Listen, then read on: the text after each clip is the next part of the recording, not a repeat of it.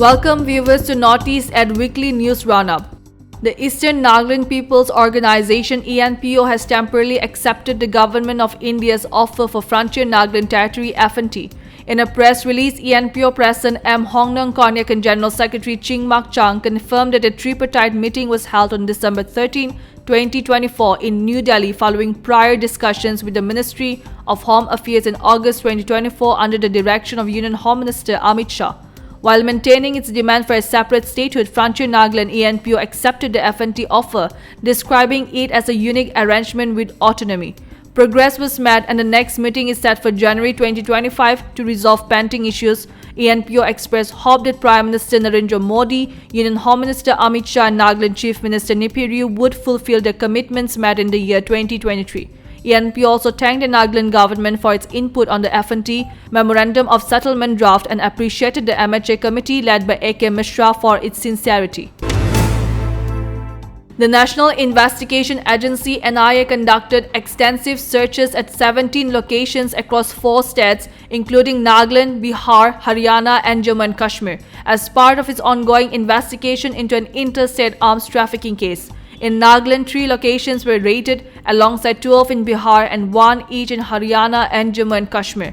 The raids targeted the premises of 15 suspects and accused individuals allegedly linked to 4 persons who were earlier arrested and charge-sheeted in the case. The searches led to the recovery of a .315 rifle, 11 live rounds, 3 empty cartridges, digital devices such as mobile phones, memory cards and pen drives, raw materials and tools suspected for manufacturing firearms, a car, cash amounting Rs 13,94,840 and other incriminating documents. The NIA has intensified efforts to dismantle interstate armed trafficking networks, including those operating in Nagaland. The investigation has revealed a web of individuals involved in the production and smuggling of firearms across multiple states, posing a significant threat to national security. The recovered items are expected to provide crucial leads in uncovering the larger conspiracy behind the operation. Members of the Bharatiya Janata Yuva Morcha BGYM staged a protest outside Congress Bhavan on Friday, condemning Congress leader Rahul Gandhi's alleged misbehavior towards BJP Rajya Sabha Member of Parliament from Nagaland S. Pangnon Konyak during a protest at Parliament's Makar Dwar in New Delhi on Thursday. BJP senior member Kekato Avomi stated that the protest was in response to the incident involving Konyak.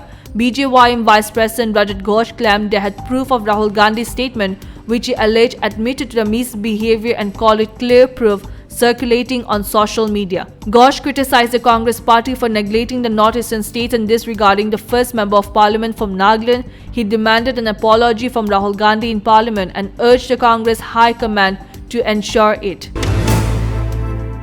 Regarding the December 17 incident where 4 individuals were physically assaulted by unknown miscreants, the Tanimi Students Union Dimapur TSUD has called on the police to seize the weapons used in the assault at the residence of an Akato-led NSCN leader and disclose the identities of the suspect. They warned that authorities would be held accountable if any harm comes to the victims in the future.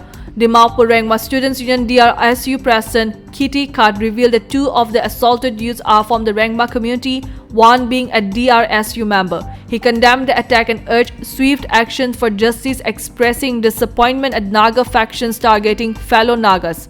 DRYO convened a meeting of youth organization to demand justice and prevent similar incidents. They formed a coordination and action committee led by the president of the Tanimi Youth Organization Dimapur as convener and president of Ziliang Youth Organization Dimapur as co-convener. All tribal youth organization expressed support. The assault occurred at the private residence of Michael Yeptomi, whose wife is a Dimapur Municipal Council DMC councillor. Till now, the police have arrested 4 suspects, but their identities and affiliation still remain undisclosed.